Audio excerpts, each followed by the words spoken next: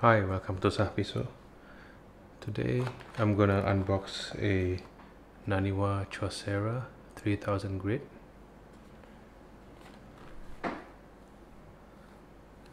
This is also Ricky Perfection's one of his favorite stone.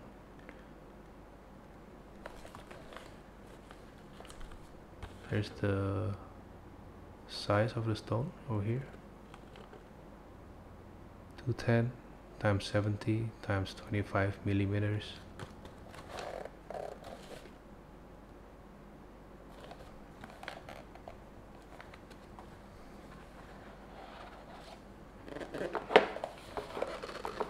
It also comes with a Naniwa stone, same as with the 800 grit Naniwa Chosera, and the color of the Naniwa stone is the same as the 800.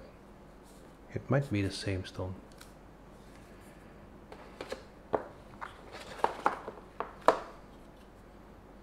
And here's the stone, 3000 grit. It comes with a bridge and we can't take it off. I think it's glued.